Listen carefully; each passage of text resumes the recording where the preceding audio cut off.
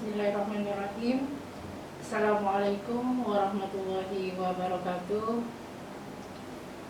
Alhamdulillahirabbil alamin wa bihi nasta'in wa ala umuri dunya waddin. Asyhadu an la ilaha illallah wa asyhadu anna Muhammadan abduhu wa rasuluh la nabiyya ba'da. Bersyukur kita kehadirat Allah Subhanahu wa taala yang telah memberikan kita semua kesehatan dan kesempatan di masa pandemi COVID-19 ini untuk menyelenggarakan pengenalan budaya akademik dan kemahasiswaan atau PBAK online tahap 1 tahun 2020. Dan selanjutnya marilah kita kirimkan selawat beriring salam kita kepada Nabi besar Muhammad SAW yang telah membawa kita semua ke dunia yang penuh dengan pengetahuan dan pencerahan, dengan harapan semoga kelak kita semua mendapat syafaat beliau di yaumil mahsyar. Pertama kami ucapkan selamat datang, ahlan wa sahlan wa marhaban kepada semua mahasiswa baru Fakultas Psikologi Universitas Riau. Perkenalkan, saya Dr. Haja Zufrida MPD, Wakil Dekan 2 Bidang Administrasi Umum, Perencanaan dan Keuangan. Adapun materi kita pagi menjelang siang ini terkait program kegiatan penganggaran fasilitas sarana dan prasarana penunjang kegiatan perkuliahan di Fakultas Psikologi. Pertama, kita akan bahas mengenai program kegiatan fakultas. Secara umum, kegiatan ini bisa kita kategorikan kepada dua. Pertama, yang terkait dengan kegiatan akademik, yang kedua kegiatan non-akademik. Sebagaimana kita ketahui kalau di perguruan tinggi itu ada namanya Tridharma perguruan tinggi. Yang pertama itu terkait dengan akademik, yaitu pendidikan dan pengajaran. Nah, kegiatan pendidikan dan pengajaran itu dilaksanakan di fakultas. Kemudian yang kedua penelitian. Nah, untuk penelitian ini diperuntukkan bagi dosen dan juga mahasiswa, tapi dikelola oleh lembaga penelitian dan penelitian masyarakat. Yang ketiga pengabdian masyarakat, dan ini juga merupakan kegiatan yang melibatkan dosen dan mahasiswa, juga dilaksanakan oleh lembaga penelitian dan pengembangan pengabdian masyarakat. Adapun kegiatan lainnya itu berupa kegiatan penunjang, diantaranya kegiatan peningkatan kompetensi dosen atau peningkatan profesionalitas dosen. Kemudian peningkatan kompetensi administrasi dan keuangan serta akademik bagi pegawai Fakultas Psikologi. Bagian pendidikan dan pengajaran ini biasanya ya seperti yang kita tahu, perkuliahan dilaksanakan di fakultas yang dikelola oleh program studi. Nah, di Fakultas Psikologi kita hanya punya satu program studi atau prodi. Jadi nama fakultas dengan prodinya sama. Nah, untuk kegiatan pendidikan pengajaran di samping perkuliahan juga ada semacam tutorial, praktikum, seminar, kemudian seminar hasil dan munakosyah atau sidang.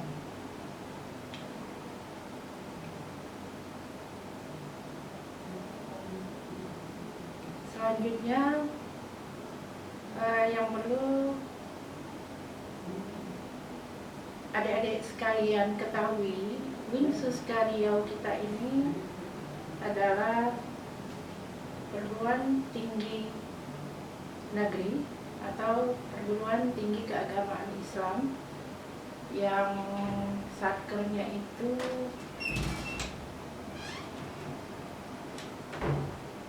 kita namakan Perguruan Tinggi Badan Layanan Umum, di mana institusi kita memiliki level kedua dalam hal otonomi penggunaan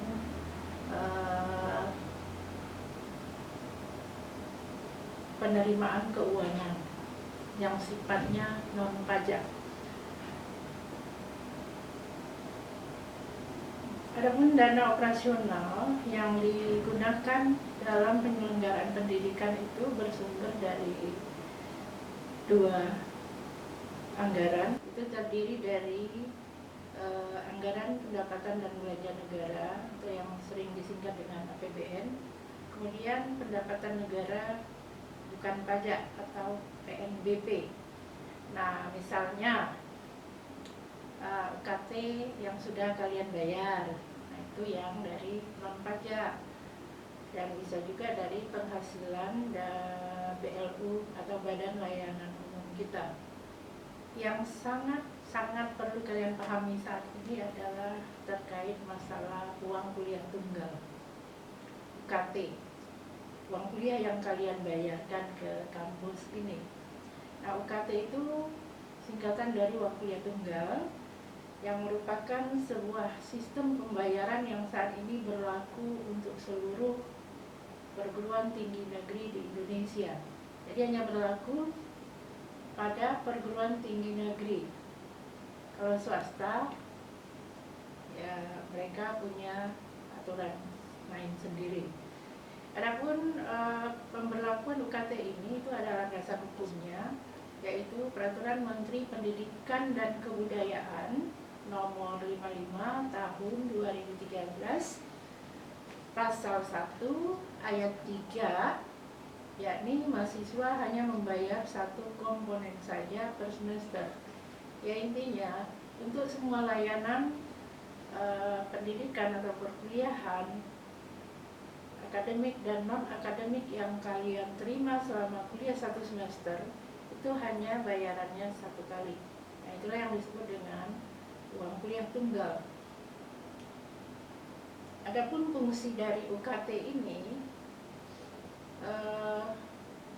adalah untuk memberikan keringanan bagi mahasiswa yang kurang mampu melalui sistem subsidi silang yang besarannya didasarkan pada kondisi ekonomi dan sosial keluarga mahasiswa. Nah, biaya kuliah tunggal tidak memperhitungkan biaya investasi atau belanja modal. Dan BKT ini dihitung berdasarkan biaya langsung dan tidak langsung setelah dikurangi biaya non-operasional dan biaya rutin. Nah, pengurangan di sinilah letaknya subsidi itu. Ya, intinya kalau dihitung unit cost yang harus dibayar oleh mahasiswa untuk Fakultas Psikologi berdasarkan perhitungan yang sudah kami lakukan kemarin beberapa waktu yang lalu, itu satu orang mahasiswa kalau dibagi rata UKT-nya 18 juta per semester. Tapi dengan adanya subsidi silang dan subsidi dari pemerintah, makanya ya UKT tertingginya itu sampai 7.100.000. Kalau kita hitung, ada yang UKT 2 umpamanya 1.925.000 dikurang 18 juta. Nah, kira-kira berapa banyak subsidi yang sudah diberikan? Apalagi kalau UKT 1 yang hanya membayar 400.000.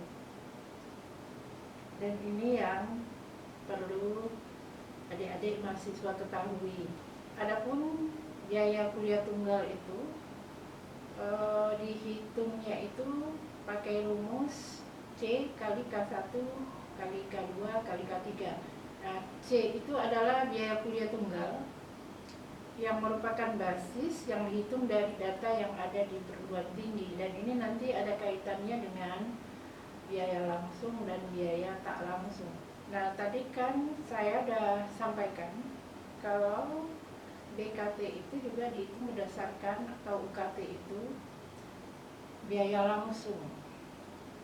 Jadi ada dua tadi, biaya langsung dan biaya tidak langsung. Yang biaya langsung itu adalah nilai dari sumber daya yang digunakan mahasiswa untuk melaksanakan aktivitas inti perkuliahan. Contohnya, biaya langsung gedung.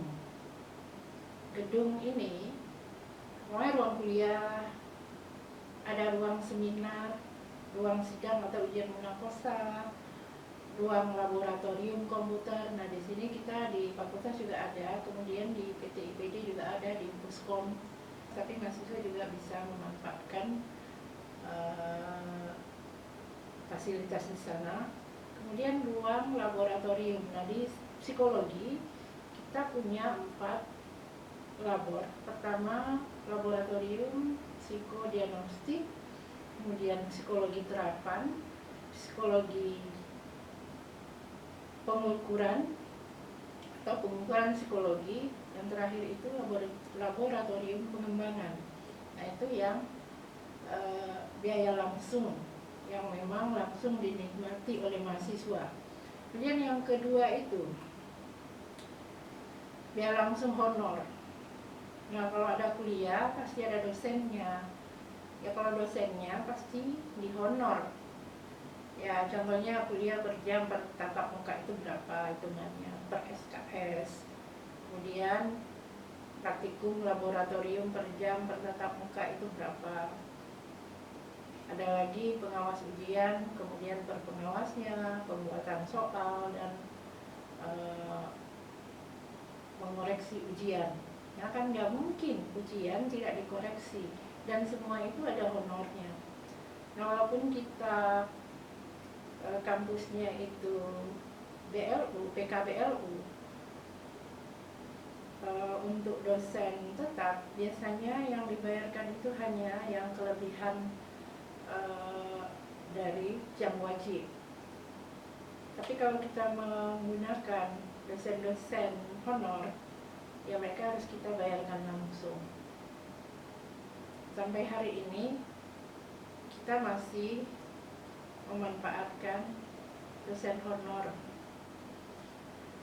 Kemudian yang ketiga, biaya langsung yang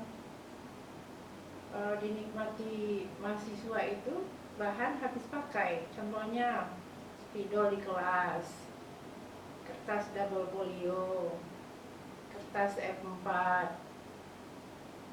Nah, kertas F4 umpamanya ketika mengurus surat aktif kuliah dan lain-lain. Sebenarnya sangat banyak contohnya. Kemudian modul, bisa saja modul praktikum,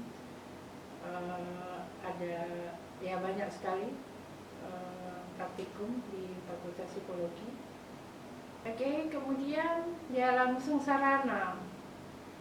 Nah, ini sarana intinya ya fasilitas yang dipakai oleh mahasiswa, seperti kalau di dalam kelas itu kan ada kursi, ada papan tulis, ada LCD proyektor, ya mungkin ada jam dinding, meja dosen, kursi dosen, komputer, AC, kemudian perangkat administrasi pendidikan.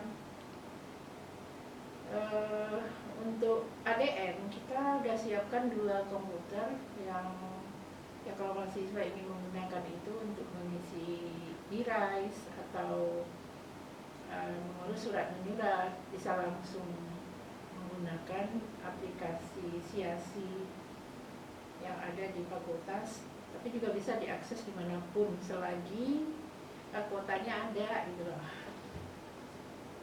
Kemudian kita juga punya perangkat biro psikologi, buku praktikum psikologi Al-Quran, kemudian buku praktikum keagamaan, contohnya surat jenazah, tahsin, dan sebagainya.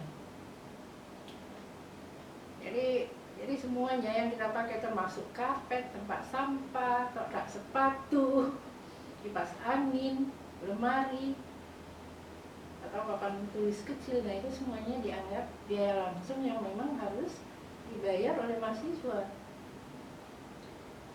Kemudian sekarang kita beralih kepada biaya tidak langsung.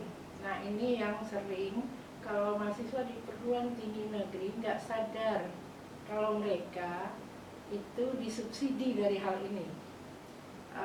Karena biaya tak langsung itu merupakan nilai sumber daya yang digunakan untuk kegiatan manajerial pada tingkat fakultas ataupun universitas. Contoh, gedung. Nah, itu harusnya ada biaya depresiasi gedung. Tapi karena gedung kita dibuatkan pemerintah, makanya di perguruan tinggi negeri tidak pernah membayar uang pembangunan. Tapi kalau di swasta, ya kalian tahu semua kan? Oke. Kemudian biaya gaji dan tunjangan. Gaji dan tunjangan untuk di perguruan tinggi, kebetulan dosen dan pegawainya ini adalah pegawai negeri pusat. Jadi gajinya dari APBN, dari pajak, jadi bukan dari UKT mahasiswa. Kecuali gaji untuk dosen dan pegawai non-PNS. Nah itu baru dari BLU. Sekarang saya ingin menjelaskan yang terkait apa sih bedanya UKT dan BKT. Nah, mahasiswa perlu tahu, UKT itu dihitung berdasarkan kemampuan atau keadaan ekonomi orang tua mahasiswa. Sedangkan BKT itu dihitung berdasarkan unit cost yang harus dibayar oleh mahasiswa yang dihitung oleh program studi. Nah, sistem UKT ini karena menerapkan subsidi silang dari pemerintah, maka kita mengharapkan bisa memberikan keringanan bagi mahasiswa yang kurang mampu secara ekonomi. Sedangkan BKT itu sendiri itu merupakan seluruh biaya perkuliahan yang tidak dikenakan potongan dana bantuan dari pemerintah. Ya intinya yang full, yang tanpa subsidi. Nah ini yang wajib mahasiswa tahu. Jadi UKT dihitung itu untuk menentukan tingkat atau level dari UKT yang wajib dibayar oleh mahasiswa sesuai dengan dokumen ekonomi orang tuanya. Yang umpamanya ada yang dapat di UKT 1. Salah satu syaratnya itu orang miskin, anak yatim. Karena tidak ada lagi yang membiayai uang kuliah dia. Maka kalau kita ikutkan biaya atau dana operasional mahasiswa atau DOM ya bahasa lainnya dari BKT itu, ya mungkin banyak di antara kalian ini yang nggak bisa kuliah. Jadi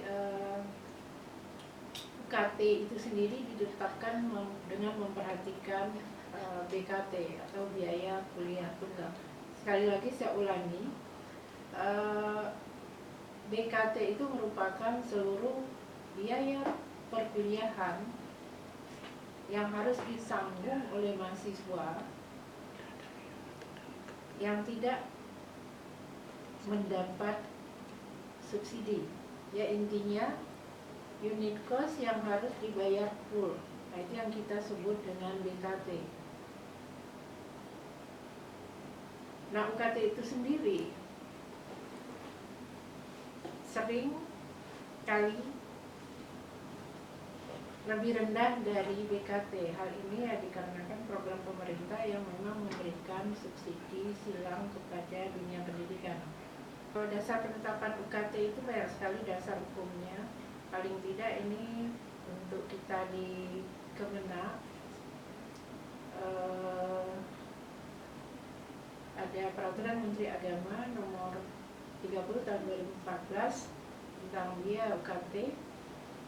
Ada perguruan tinggi keagamaan Islam, kemudian KMA nomor 151 ini untuk tahun akademik 2019 dan 2020. Yang terakhir, yang terkini itu KMA nomor 1195 tahun 2019 tentang PKT perguruan tinggi keagamaan negeri di Kementerian Agama tahun akademik 2020-2021. Sedikit lagi info terkait kampus kita sebetulnya memiliki 2 kampus. Kampus 1 itu kita sebut kampus Tuan Kutambu Sai yang berlokasi di Jalan Kiai Haji Ahmad Dahlan Sukajadi, dan kampus ini dikhususkan untuk program pasca sarjana. Adapun kampus 2 yang berada di Jalan HR Subrantas,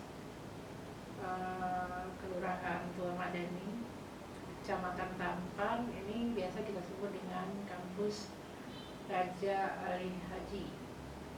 Nah, pembangunan fisik kalau kampus 1 tadi itu full APBN.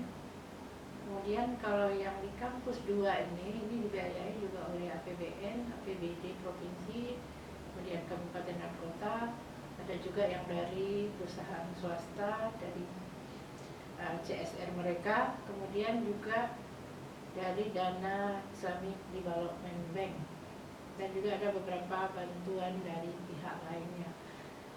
Baik, mahasiswa sekalian, mungkin bosan ya mendengar ceramah melulu. Kebetulan